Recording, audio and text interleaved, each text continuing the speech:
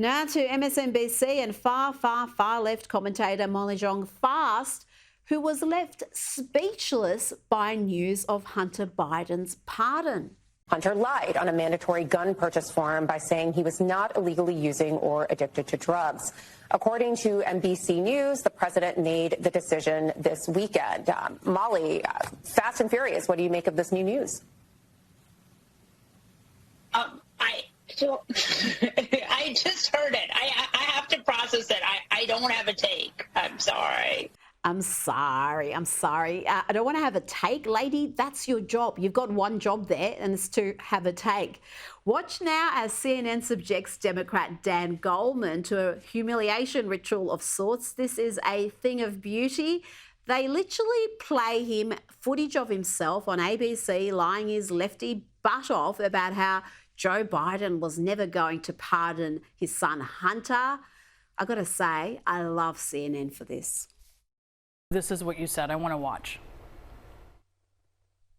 Do you think a pardon for his son would be a mistake? Yes, and I don't think there's any chance that President Biden is going to do that, unlike his predecessor, who pardoned all of his friends. What does that feel like, watching yourself back then, reassuring people that Biden was not going to issue a pardon for his son? Yeah, and I think that if that plea agreement and that plea deal had gone through, there would be no pardon. That was a satisfactory outcome. It had already fallen through. That only was... Sorry? When you reacted, this was when the deal had fallen through.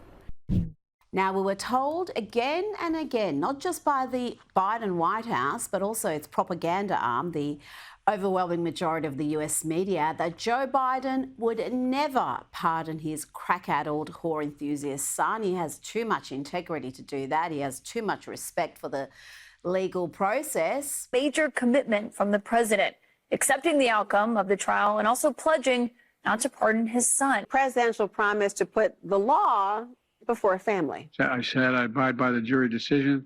I will do that, and I will not pardon him. Letting the world know that he will not wipe away the decision of 12 of his son's peers. One side, Democrats and Joe Biden protecting the justice system, and on the other, Republicans and Trump protecting Trump. Our current president of the United States has so much respect for the law that he has said he would not pardon his son.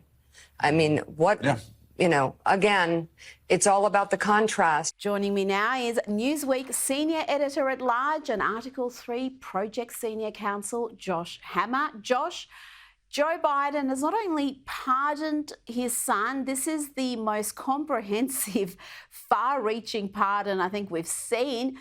Joe Biden signed a full and unconditional pardon for Hunter, covering all offences against the United States, which he has committed or may have committed or taken part in during the period from January 1, 2014 through to December 1, 2024, including but not limited to all offences charged or prosecuted. The scope of this pardon is enormous, Josh. Rita, the scope is so enormous and indeed is so unprecedented, truly unprecedented. I've actually spent a lot of time trying to think over these past 36 hours or so as to whether or not there is anything remotely resembling a clear precedent for a pardon this sweeping. And honestly, I come up blank. I mean, this is the kind of language that you put into a pardon that I think back to my time in law school here in the United States. I mean, if I were a constitutional law professor, I would literally put a pardon like this on a first-year law student exam to try to question the students as to whether something like this is even permissible, as to whether it's even constitutional in the first place. The short answer is that it is, unfortunately, because the pardon power is truly plenary. But the point is that there's no precedent for this. I mean, this has not happened to my knowledge any time in recent history or in history at all, let alone to actually do so to one's son, to one's literal next of kin. I mean, I'm somewhat flabbergasted, Reed. I really don't necessarily have words for this. And the fact that you're tying it back to January of 2014 in particular, well, you know, what happened in the year 2014? Oh, yeah, that's right. Well, Hunter Biden started sitting on the board of Burisma in the spring of 2014, just a few years after January 2014, no doubt, Rita, for his subject matter expertise on Eastern European Baltic Sea oil and natural gas energy exports. I jest, of course. He has no expertise in this whatsoever. But I mean, you know, Joe Biden says that this was an example of a politicized prosecution, I actually agree with him, but for the exact opposite reason. The special counsel, David Weiss, deliberately slow-walked this case. He did not look into FARA, the Foreign Agents Registration Act. He deliberately let the 5-year statute of limitations toll on that particular statute there. And by the way, he tried to submit a plea deal in the summer of 2023. That was such a sweetheart deal that the federal judge, Mary Ellen Noriega, rejected as just being too favorable to the criminal defendant. As a former federal law clerk, I can tell you, not something that happens every day in court. This whole thing just stinks from top to bottom. The fish rots from the head. The silver lining, here's the silver lining. I'll end on a positive note. The silver lining here is that when Donald Trump comes into power in January 2025, any morsel of credibility that the left had when they complained about Donald Trump's purported abuses of the justice system, it's over. They have no credibility whatsoever. You and I both know they had no credibility with the Jack Smith lawfare to begin with here, but this is the final nail in the coffin. This is really it at this point. They have revealed themselves for the tyrants that they are. Well, I'm not even a little bit shocked by any of this. I'm a little bit shocked by the scope of the pardon, because that is just astonishing, as you've just explained. But let's not forget, Donald Trump was impeached for wanting to investigate what actually happened with Ukraine and Hunter Biden and Burisma, just for wanting to have a look at things that are now beyond the justice system, where Hunter Biden has just got this get out of jail free card. And I do wonder whether that get out of jail free card, Josh, is really for Joe Biden himself and other members of the family, because at the end of the day, Joe Biden was the product. This entire pay for access scheme they were running, Joe was at the centre of it. Without him, there would be no money coming in.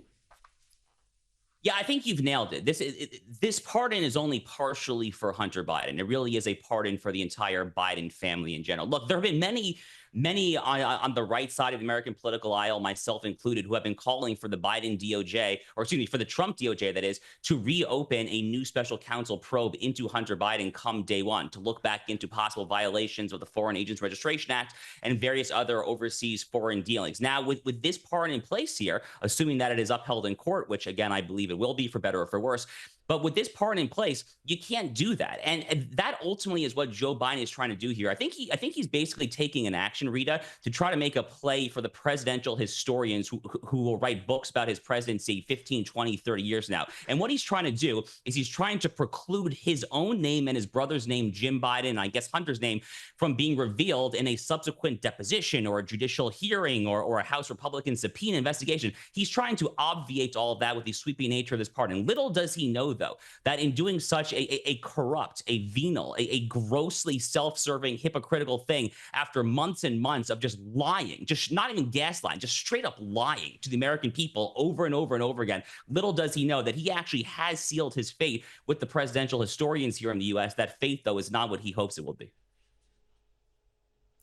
I do wonder, Josh, whether he's going to be cute now and try to pardon Donald Trump and his ridiculous convictions, the trumped-up charges we saw in New York, which are ultimately going to be reversed on appeal. But do you think he will do something like that? He'll pull something like that in the final weeks?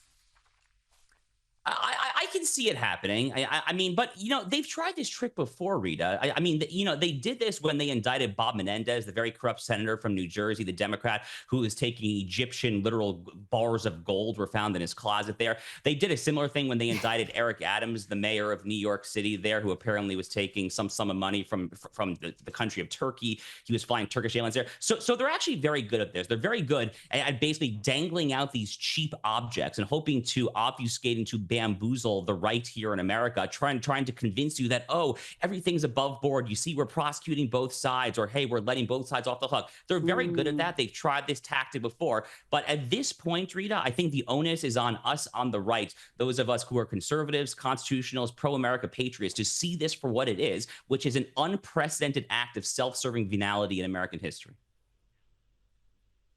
Now, Trump has announced his pick for the head of the Drug Enforcement Administration as Hillsborough County Sheriff Chad Chronister, this man's record is very different to that of, say, Kash Patel, his pick for FBI director, a pick that his voters were absolutely thrilled about. This pick, Chronister, is, well, he's infamous for the relatively soft approach he took to the 2020 BLM riots. He's been, though, tough on imposing COVID curfews and even arresting a church pastor for holding services. Josh, explain this selection to me. Is this Donald Trump's first mistake since winning the election? Rita, let me first say that not who I would pick to lead the DEA. I mean, let me just put my cards on the table there. Not who I would pick, not who I would advise Donald Trump to pick. I say this, by the way, as someone who takes the DEA's task very seriously. My cousin, may his memory be a blessing, overdosed and died 7 years ago now from fentanyl-laced cocaine, no doubt trafficked across the U.S.-Mexico border. So I take the drug issue here in the United States very seriously.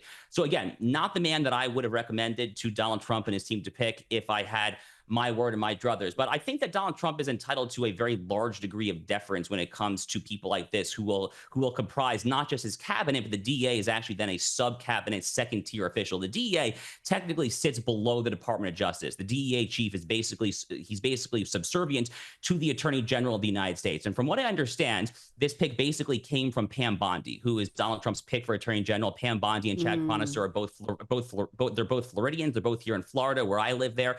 I think soon-to-be Attorney General Bondi is very close with the sheriff in Hillsborough County there. So she's probably entitled to her DEA chief of choice. Again, not who I would necessarily pick there, but it is worth noting that Hillsborough County, where Chronister is sheriff, is a purple to light blue county. So if he's trying to get reelected as sheriff, he probably can't run a very, very hard right jurisdiction there. He has been very tough on pro-Hamas protests. He's taken a stronger stance on illegal immigration in general there. So there are definitely some things, I think, to look very fondly at. But again, having said that, wouldn't necessarily be my first choice, but I'm okay with the pick if that's who Pam Bondi wants.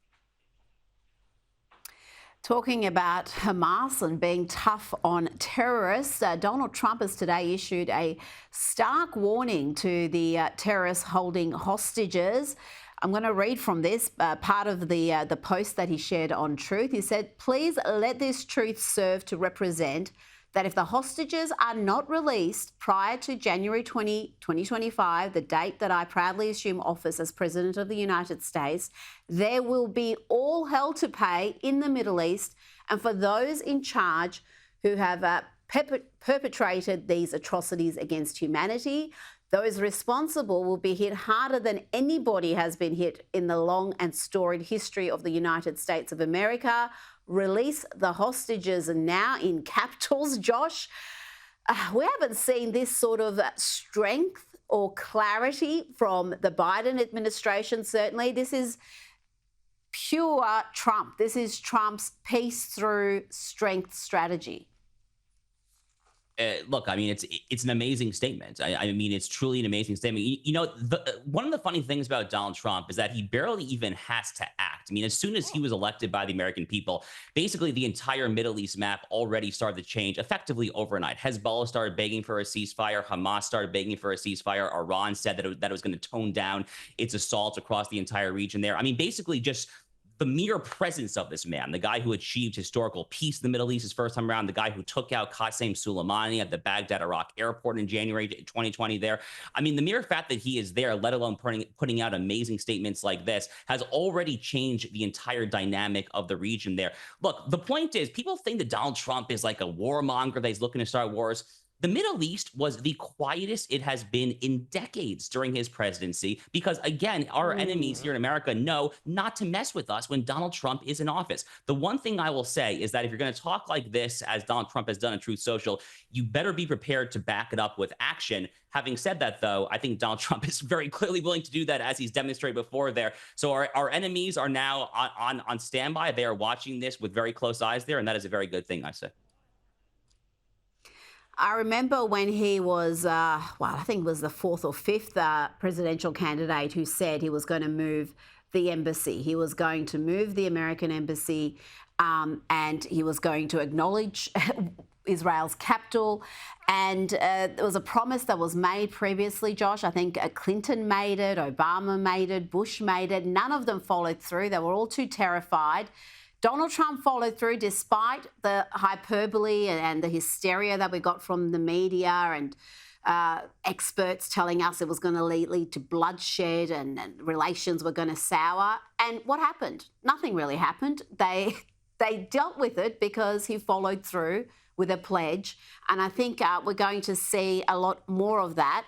I want to ask you about Meta CEO Mark Zuckerberg. He's met with Trump and there are rumours that he wants to cozy up to the administration. He wants to be brought into the fold and be involved in the national reform and renewal. But should this character be trusted, Josh? Meta, Instagram, Facebook have been notorious for suppressing, censoring conservatives. They continue to do so. And he donated hundreds of millions of dollars of his own money to help fortify the 2020 election. Is he a character who has proven himself, who's shown that he has changed his mind about politics like Elon Musk has and RFK and Tulsi Gabbard and some others? You know, I would not trust Mark Zuckerberg personally at all. I mean, to put it mildly there, but he's on this current long extended mea culpa apology tour. It's very odd, actually. I mean, this started really over the summer. He put out some statements acknowledging that Facebook was complicit in censoring the Hunter Biden laptop story from the New York Post back in 2020. And he said that he apologized for that. So he's been on this extended apology tour for a while now. I can't quite figure out exactly why he is doing this, though, to be honest with you. I find it very difficult to believe that his actual politics and principles and ideology have changed. Rather, it's probably just a self-serving measure when it comes to just trying to keep his company relevant. He probably sees his fellow Silicon Valley titan, Elon Musk, who is now in Mar-a-Lago. He's taking photos with Don Jr. and Eric Trump. He's basically, I mean, Elon Musk is basically an adopted son of the Trump family at this point. And there's probably a little bit of just envy or jealousy, frankly, from Mark Zuckerberg, you know, from one billionaire to another there. If I had to put on my psychological lens, that's probably what I imagine what is going on here. But look, I mean, you know, from one Jew to another, from me to Mark Zuckerberg actually had his bar mitzvah in the synagogue in my hometown back in New York there. So I would encourage him to spend a little more time doing what we call teshuvah, which is atonement in Judaism, prior to trying to get in Donald Trump's good graces. I think a little more atonement might be in order for your previous mistakes, frankly. I tell you, I'm with you. I would not trust him as far as I can throw him. And if he actually really has genuinely changed his point of view and woken up to some of the awful activism that he's been party to, then you would think he would tackle that on his own websites, on his own sites, Instagram and Facebook, which are still routinely censoring anything that's right of left. I mean, even centrists are finding themselves getting censored or suppressed there. Before you go, we've got some good news. I've got Conservative commentator Scott Jennings being added to the editorial board of the LA Times, a publication that has been left to far left for a long time. Is this going to make any meaningful change though, Josh, or is this just a token conservative who's been added so they can pretend to be balanced? So the LA Times, it's worth giving some credit where credit is due. The LA Times was one of the major publications that ultimately refused to endorse in the 2024 election, along with the Washington Post and USA Today. Those are really the big three liberal papers which refused to endorse Kamala Harris or Donald Trump in this election. So the fact that they refused to endorse and now they're bringing in Scott Jennings is definitely a propitious sign for the future there. But ultimately, the devil will be in the details there. I want to see what his columns look like. I want to see those voices actually represented on the editorial boards, in-house editorials. I actually published one op-ed myself at the LA Times about 4.5 years ago now. I haven't bothered to try again. It's been a very long time since that was a hospitable place to publish conservative commentary. So I guess, the proof will ultimately be here in the pudding. Look, Josh, I differ with you on that point. I don't give them credit for not endorsing Kamala, and same with the Washington Post, because they run nothing but pro-Kamala, anti-Trump material 24/7, and then they don't endorse, pretending that that means they're balanced or they're not committed to one side, when we all know where their politics and their agenda runs. So we'll be watching and seeing if Scott Jennings has an impact at the LA Times. Josh Hammer, thanks for your time tonight. Thank you, Rita.